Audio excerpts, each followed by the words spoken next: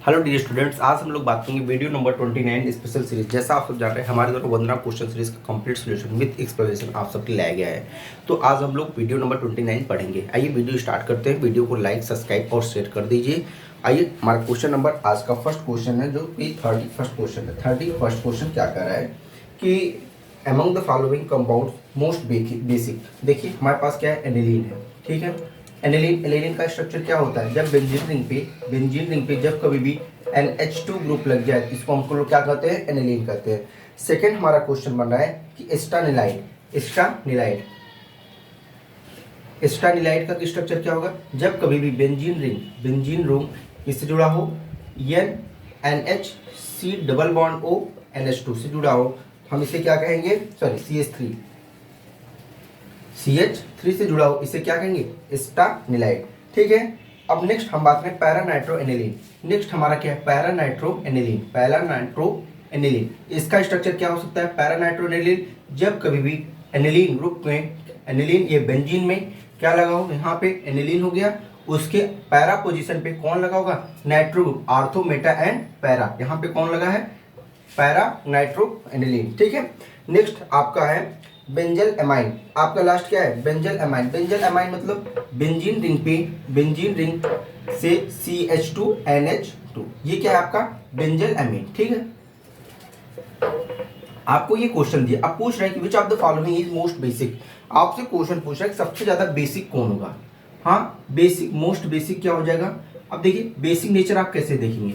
देखिए सबसे पहले हम लोग कभी भी किसी भी कंपाउंड की बेसिसिटी का मतलब क्या होता है कि, या एसिडिटी की बात करें तो एसिडिटी का जस्ट अपोजिट क्या होता है, बेसिसिटी होता है। ठीक है, अब यहाँ पे देखिए basic nature, most basic nature क्या होगा, जहां पे अवेलेबिलिटी ऑफ इलेक्ट्रॉन जितना इजी होगा वही उतना ज्यादा बेसिक नेचर शो करेगा। तो हमें क्या निकालना है, अवेलेबिलिटी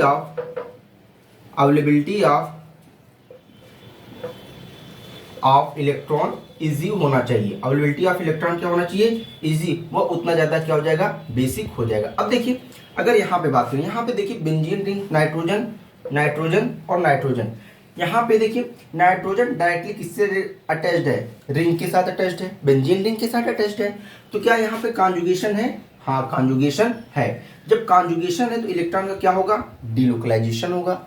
और जब इलेक्ट्रॉन का डिलोकलाइजेशन हो जाएगा तो क्या इलेक्ट्रॉन इजी वे में अवेलेबल होगा, हमको नहीं अवेलेबल होगा। इसी वजह से जब इलेक्ट्रॉन इसका इजी वे में अवेलेबल नहीं होगा तो इसका क्या मतलब, इसकी यहाँ पे बेसिक नेचर क्या हो जाएगा, कम हो जाएगा। ठीक है, नेक्स्ट यहाँ पे देखिए बेंजीन रिंग है, यहाँ पे भी क्या है आपका रेजोनेंस बन रहा है, इसी की वजह से यहाँ का भी बेसिक नेचर कम होगा। और बट यहाँ पे देखिए जो बेंजल एमाइन है, यहाँ पे नाइट्रोजन किससे अटैच्ड है, CH से, जो मेथिल ग्रुप से अटैच्ड है। और यहाँ पे देखिए कॉन्जुगेशन डायरेक्टली नहीं हो पा रहा है, इसका जो इलेक्ट्रॉन होगा नाइट्रोजन का, ये आसानी से किसी भी अटैकिंग रीजन के लिए अवेलेबल होगा। इसका मतलब इसका बेसिक नेचर क्या है, सबसे ज्यादा है। हम ऑप्शन नंबर डी के साथ जाएंगे, इसका बेसिक नेचर सबसे ज्यादा होगा। ठीक है, आइए नेक्स्ट क्वेश्चन चलते हैं, क्वेश्चन नंबर 32।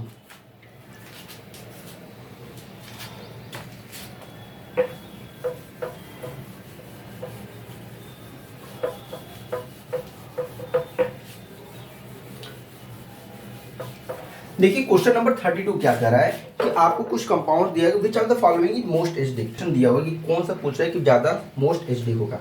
यहाँ पे देखिए फिनॉल, यहाँ पे क्या है, फिनॉल है, फिनॉल के साथ आर्थो पोजीशन पे क्या लगा, NO2 लगा हुआ है। नेक्स्ट क्वेश्चन है सिर्फ आपका फिनॉल है, यहाँ पे सिर्फ क्या आपका फिनॉल है। उसके बाद फिर यहाँ पे फिनॉल है आपका थर्ड ऑप्शन, और फिनॉल के साथ ये देखिए फिनॉल के साथ आपका NO2 ग्रुप लगा हुआ है, कहाँ पे, पैरा पोजीशन पे। और यहाँ पे एक NO2 ग्रुप लगा है आपका मेटा पोजीशन पे। अब ये देखिए आपसे पूछ रहा है कि which one is more acidic. आइए इस क्वेश्चन पे डिस्कस करने से पहले एक क्वेश्चन और डिस्कस कर सकते हैं, इसके भी पहले आते हैं। ये देखिए ये क्या है हमारा, सर फिनॉल है। अब यहाँ पे अगर एक क्वेश्चन आपसे पूछा जाए कि अगर हम ROH में और फिनॉल में कंपेयर करें तो विच वन इज मोर एसिडिक। ये देखिए आपसे अक्सर ये क्वेश्चन पूछा जाता है कि फिनॉल और अल्कोहल, ये क्या है आपका अल्कोहल है, अगर अल्कोहल है और ये क्या है फिनॉल है, तो अब क्वेश्चन पूछ रहा है कि अल्कोहल और फिनॉल में मोस्ट एसिडिक क्या है। सबसे पहले आपको मालूम है अगर अल्कोहल की बात करें तो ये क्या बनेगा, ROH, इसका कॉन्जुगेट बेस क्या होगा, RO minus plus H plus, यही हुआ कॉन्जुगेट बेस। अब यहाँ पे देखिए, और ये फिनॉल, फिनॉल का मतलब फिनॉल का कॉन्जुगेट बेस क्या बनेगा, इसका कॉन्जुगेट बनेगा phenoxide ion plus H plus. अब एक चीज यहाँ पे आपको कुछ देखने को मिल रहा है, देखिए अल्कोहल है, अल्कोहल और फिनॉल में अगर हम आपसे पूछें कि which one is most acidic, तो आप डायरेक्ट आंसर देंगे phenol is more acidic than alcohol. Reason क्या देंगे, अल्कोहल में क्या होता है, प्लस आई इफेक्ट होता है, प्लस आई इफेक्ट इसकी एसिडिक नेचर को क्या कर देता है, कम कर देता है, एसिडिक नेचर को क्या कर देता है, घटा देता है, एसिडिक नेचर को कम कर देता है। ठीक है, अब जब फिनॉल की बात करेंगे तो फिनॉल में क्या प्रेजेंट है, माइनस आई इफेक्ट प्रेजेंट है। माइनस आई इफेक्ट क्या कर देता है, एसिडिक नेचर को क्या कर देता है, बढ़ा देता है। इसीलिए जो फिनॉल होता है हमारा ज्यादा एसिडिक होता है कंपेयर टू द अल्कोहल। अब आइए यहाँ पे रीजन देखते हैं। देखिए अल्कोहल क्या है, अल्कोहल में देखिए ROH लगा हुआ है, यहाँ पे देखिए R क्या है, प्लस आई इफेक्ट है। प्लस आई इफेक्ट कौन होता है, इलेक्ट्रॉन डोनेटिंग ग्रुप। जितने भी इलेक्ट्रॉन डोनेटिंग ग्रुप होते हैं वो क्या करते हैं, प्लस आई इफेक्ट शो करते हैं। इसका क्या मतलब, जो R है वो अपने R के इलेक्ट्रॉन को किधर पुश कर रहा है, ऑक्सीजन के ऊपर पुश कर रहा है। अब यहाँ पे देखिए जब ये अपना कॉन्जुगेट बेस बनाया तो R ने अपनी इलेक्ट्रॉन डेंसिटी ऑक्सीजन के ऊपर ड्रॉप किया, ऑक्सीजन को दिया। और जैसे ही ऑक्सीजन की इलेक्ट्रॉन डेंसिटी बढ़ रही है तो क्या ऑक्सीजन हाइड्रोजन को छोड़ना पसंद करेगा, नहीं छोड़ना पसंद करेगा। जैसे ये प्लस तुरंत ये ऑक्सीजन को अपने से अटैच कर लेगा।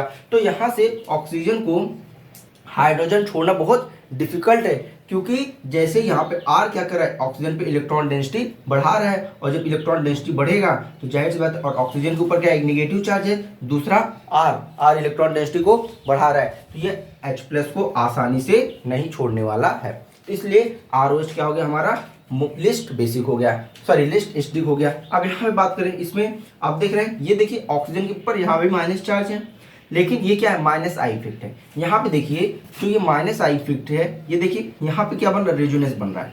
हाँ, ऑक्सीजन का जो निगेटिव चार्ज है ये क्या हो गया, इस रेजोनेंस में बिजी हो गया, इस रेजोनेंस में क्या हो गया, बिजी हो गया। और जब रेजोनेंस में बिजी हो गया तो ये भूल गया निगेटिव चार्ज, अभी क्या बना लेता है, डबल बॉन्ड, क्या बना लेगा, डबल O माइन।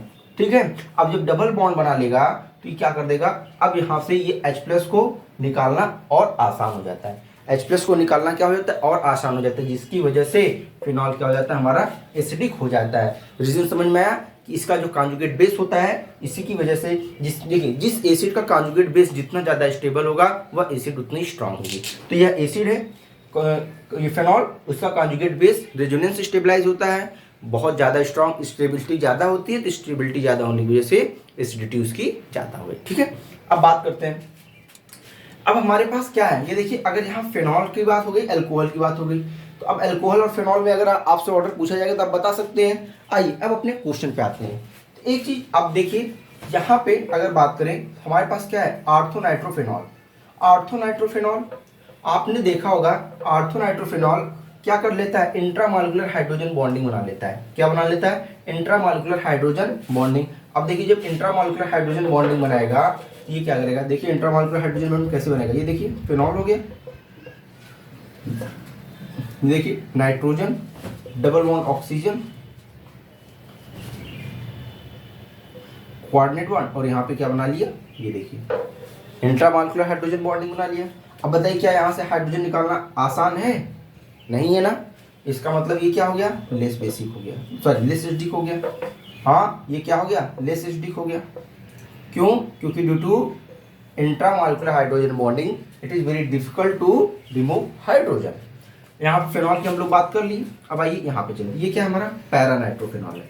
पैरानाइट्रोफिनॉल सबसे ज्यादा होता है एसिडिक, मोस्ट एसिडिक होता है, मोस्ट एसिडिक। अब रीजन देखिए, यहाँ पे तो हमने आपको ये बता दिया। दूसरा अब देखिए NO2 ग्रुप कैसा होता है, ये भी तो माइनस आई इफेक्ट शो करेगा भैया, माइनस आई इफेक्ट शो करेगा। और जब माइनस आई इफेक्ट शो करेगा, एक तो बेंजीन रिंग, एक तो बेंजीन रिंग, दूसरा क्या है NO2 ग्रुप। बेंजीन रिंग भी इलेक्ट्रॉन को अपनी तरफ खींच लेगा, इलेक्ट्रॉन डेंसिटी इलेक्ट्रॉन को बिजी करेगा रेजोनेंस में, उधर NO2 भी तो रेजोनेंस बिजी कर देगा, जिसकी वजह से यहाँ पे माइनस आई इफेक्ट बहुत ज़्यादा हो जाता है। और यहाँ पे जो होता है इसकी एसिडिटी सबसे ज़्यादा होती है। अगर हम लोग pKa वैल्यू की बात करें, pKa वैल्यू की जो बात करें, तो जो एक्सपेरिमेंटली कैलकुलेट किया गया है, जो पैरानाइट्रोफिनॉल होता है और आर्थोनाइट्रोफिनॉल होता है, इसके pKa वैल्यू में ज़्यादा डिफरेंस नहीं होता। इसका 7.1 होता है और इसका 7.2 होता है। अब यहाँ पे देखिए pKa वैल्यू जिसकी जितनी कम होती है उसकी एसिडिक नेचर उतनी ज़्यादा होती है। pKa वैल्यू जितना कम एसिडिक नेचर उतना ज़्यादा। अब बात करते हैं मेटानाइट्रोफिनॉल। अब मेटानाइट्रोफिनॉल की जो एसिडिक वैल्यू होती है pKa वैल्यू वो 8 पॉइंट समथिंग होती है, 8.3 के आसपास होती है। तो यहाँ पे आप देखेंगे ये सब एक्सपेरिमेंटली वैल्यू होती हैं। तो अब देखिए एसिडिक नेचर हमारा क्या हो गया, सबसे ज़्यादा एसिडिक कौन सा हो जाएगा, पैरा, देन पैरा से कम कौन हो जाएगा, आर्थो, आर्थो से कम मेटा, मेटा से कम फिनॉल हो जाएगा आपका, हाँ फिनॉल, फिनॉल से कम आपका अल्कोहल हो जाएगा, आपका कौन हो जाएगा, अल्कोहल हो जाएगा, आपका ऑर्डर बी हो जाएगा। ठीक है, तो आप कह सकते हैं कि due to presence of NO2, NO2 एक खुद -I स्ट्रॉन्ग -I ग्रुप है, तो ये भी इलेक्ट्रॉन डेंसिटी को क्या कर देगा, अपनी तरफ इलेक्ट्रॉन को, इलेक्ट्रॉन खुद अपने तरफ खींचने लगेगा, खुद अपने तरफ इलेक्ट्रॉन खींचने लगेगा। तो यहाँ पे ऑक्सीजन के ऊपर जो अभी तक इलेक्ट्रॉन ओ निगेटिव था वो क्या हो गया, और कम हो गया, और इलेक्ट्रॉन डेंसिटी जितना कम होगा वो हाइड्रोजन को उतना ही कम अट्रैक्ट करेगा, तो वो हाइड्रोजन को उतना ज़्यादा आसानी से छोड़ देगा, उतना ही ज़्यादा आसानी से हाइड्रोजन को छोड़ेगा और एसिडिक नेचर को बढ़ा देगा। ठीक है, समझ में आ गई बात। आइए नेक्स्ट क्वेश्चन पे चलते हैं, आज का क्वेश्चन नंबर नेक्स्ट।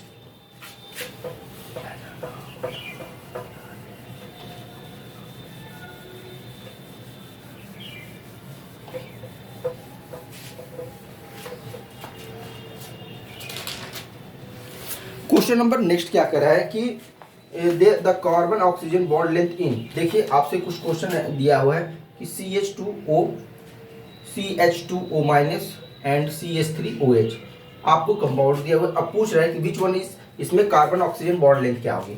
अब देखिए सबसे पहले स्ट्रक्चर बनाते हैं, यहाँ पे देखिए C double bond O, H और H, यहाँ पे देखिए C, अब देखिए ऑक्सीजन O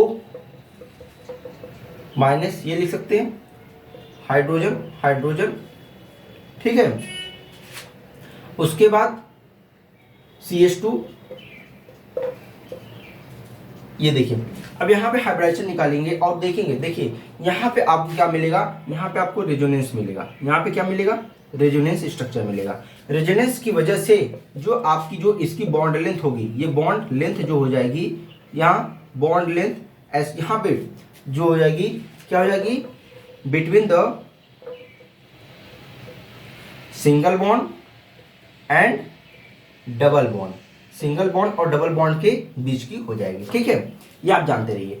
अब यहाँ पे बात करते हैं, देखिए ऑक्सीजन यहाँ पे क्या है, sp3 हाइब्रिडाइज्ड स्टेट में, और हमको मालूम है अगर कोई भी कार्बन अगर sp3 हाइब्रिडाइज्ड स्टेट में होता है तो उसकी बॉन्ड लेंथ सबसे ज्यादा होती है, मैक्सिमम होती है। अब यहाँ पे कार्बन कैसा है, sp2 हाइब्रिडाइजेशन स्टेट में है, इसका मतलब सबसे, अगर बॉन्ड लेंथ की बात करें हाइब्रिड स्टेट में sp3, कार्बन अगर sp3 हाइब्रिडाइज्ड है तो उसकी बॉन्ड लेंथ सबसे ज्यादा, उससे कम कार्बन अगर sp2 हाइब्रिड स्टेट में है, और सबसे कम कार्बन अगर sp हाइब्रिड स्टेट में है, तो ये उसकी बॉन्ड लेंथ हो जाती है, ये उसकी बॉन्ड लेंथ का ऑर्डर हो जाता है। अब यहाँ पे देखिए, अब क्योंकि यहाँ पे क्या है, पार्शियल डबल बॉन्ड कैरेक्टर है, और पार्शियल डबल बॉन्ड कैरेक्टर होने की वजह से जो इसकी बॉन्ड लेंथ होती है sp2 हाइब्रिड ऑर्बिटल और sp3 हाइब्रिड कार्बन के बीच की होती है, हमारा बॉन्ड लेंथ क्या हो जाएगा, थर्ड से छोटा सेकंड से छोटा फर्स्ट। ठीक है, ये हमारा ऑर्डर हो जाएगा।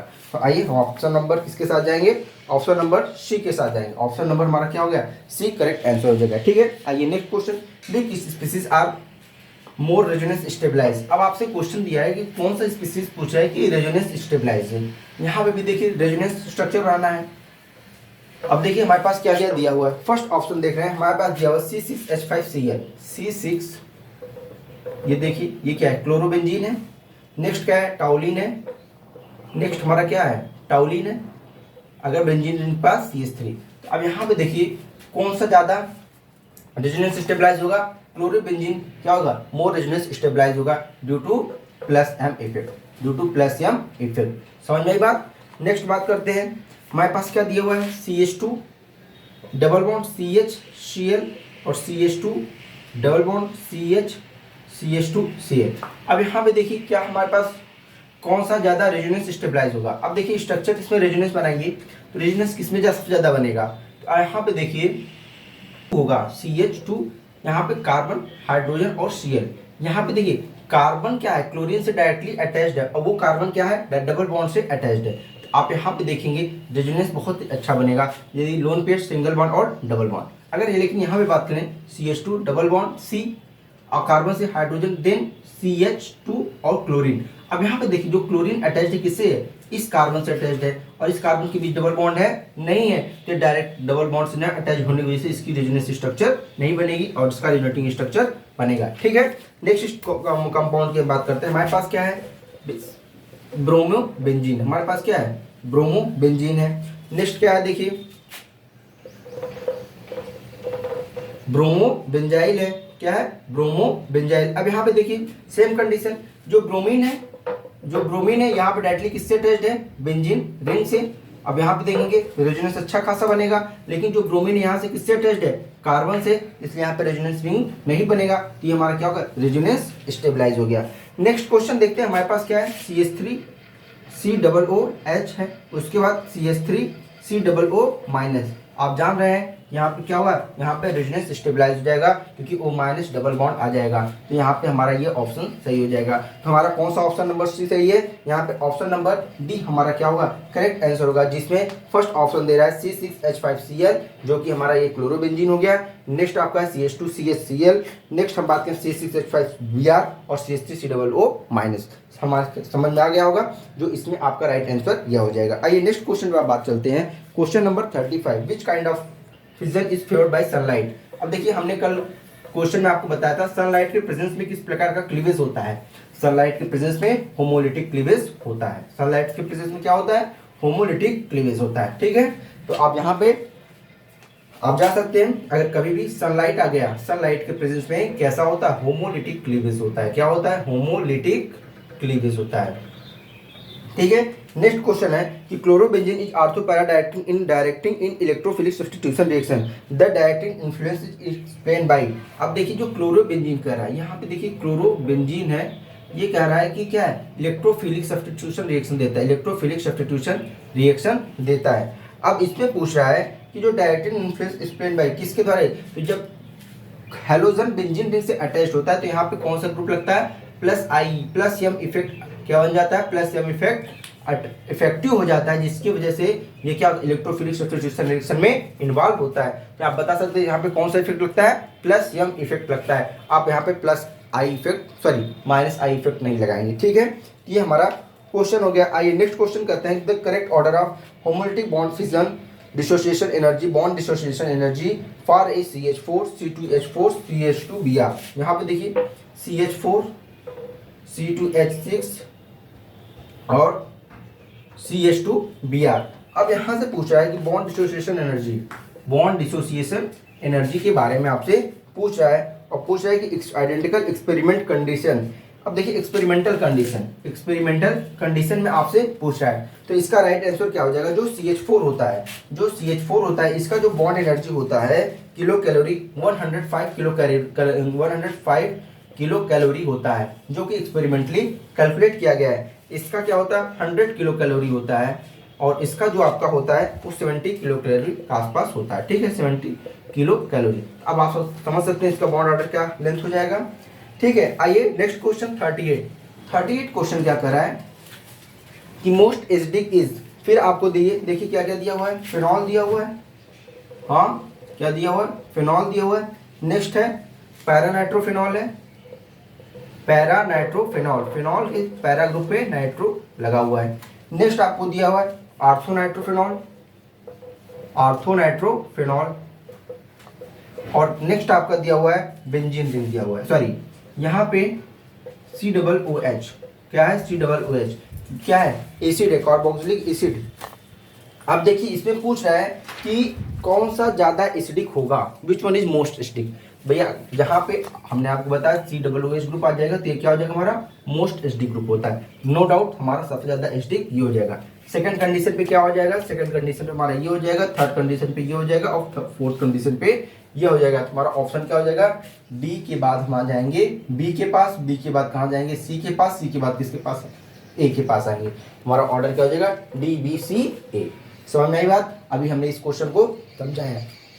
देखिए बेसिसिटी समझाने के लिए, एसिडिटी समझाने के लिए इसको पर्याप्त, अगर यहाँ पे हम लोग बेसिसिटी चेक करेंगे, अगर यहाँ पे अगर एमाइंस की अगर हम लोग बेसिसिटी चेक करें तो कंप्लीट एक पीरियड में बेसिसिटी चेक होगी। यहाँ पे कई कंडीशंस लगते हैं। कंडीशंस की बात करें 1 degree, 2 degree, 3 degree, 1 degree amines, 2 degree amines, 3 degree amines. वहाँ पे जब देखेंगे तो वहाँ पे फर्स्ट कंडीशन होता है अगर उसको हम स्टेरिक हिंड्रेंस के थ्रू देखेंगे, सेकंड देख सकते हैं साल्वेशन इफेक्ट के थ्रू देख सकते हैं, और थर्ड देख सकते हैं प्लस आई इफेक्ट के थ्रू।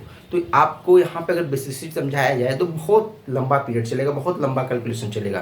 तो यहाँ पे हमें ऐसा पढ़ना है कि हमारा सिर्फ काम चल जाए और हमारा एग्जाम बढ़िया से हो जाए, इसलिए हर एक चीज़ को शॉर्ट फॉर्म में समझाने की कोशिश की जा रही है, ठीक है।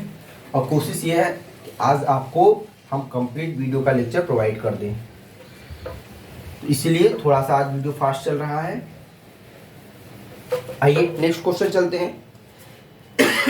क्वेश्चन नंबर 39 क्वेश्चन क्या कह रहा है कि the correct order of decreasing length bond as indicated by arrow the following structure, कौन सा फॉलोइंग स्ट्रक्चर होगा। अब यहां पे देखिए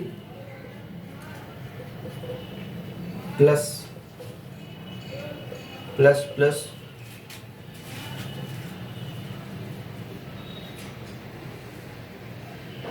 प्लस, जो यहाँ पे भी प्लस है, ठीक है। अब पूछ रहा है कि the decreasing order of bond length, decreasing order of bond length हमें बताना है, decreasing order of bond length. अब यहाँ पे सबसे पहले बात देखिए आपको क्या यहाँ पे देखने को मिल रहा है। अगर यहाँ पे बात करें, ये देखिए ये हर जगह आपको क्या है पॉजिटिव चार्ज प्रेजेंट है, तो क्या रिप्रेजेंट करेगा कार्बोकेटाइन को, हाँ कैटाइनिक ग्रुप रिप्रेजेंट कर रहा है। अब यहाँ पे बात करिए, देखिए C प्लस चार्ज, अगर यहाँ पे कार्बन मान ले, क्या मान ले कार्बन है, कार्बन के ऊपर क्या है पॉजिटिव चार्ज है। अगर कार्बन के पास positive charge single bond double bond, यहाँ पे क्या बनेगा रेजोनेंस बनेगा, क्या बनेगा रेजोनेंस बनेगा, वो भी कितनी साइड से, एक साइड से, वन साइड से, कितनी साइड से, वन साइड से। नेक्स्ट अगर बात करें यहाँ पे भी देखिए क्या रेजोनेंस बन रहा है, यहाँ पे अगर कार्बन मान ले, यहाँ पे भी कार्बन, तो यहाँ पे carbon single bond double bond, carbon single bond double bond, दोनों के ऊपर पॉजिटिव चार्ज, यहाँ पे भी रेजोनेंस बन रहा है, क्या बन रहा है रेजोनेंस, और रेजोनेंस बन रहा है तो भी किससे, दो साइड से, किस साइड से, दो साइड से। नेक्स्ट और लास्ट बात करें, यहाँ पे देखिए यहाँ पे भी अगर कार्बन मान ले, यहाँ पे भी कार्बन मान ले, यहाँ पे देखिए double bond, sorry positive charge single bond double bond, यहाँ पे तो रेजोनेंस कॉन्जुगेशन है, कॉन्जुगेशन में रेजोनेंस बनेगा।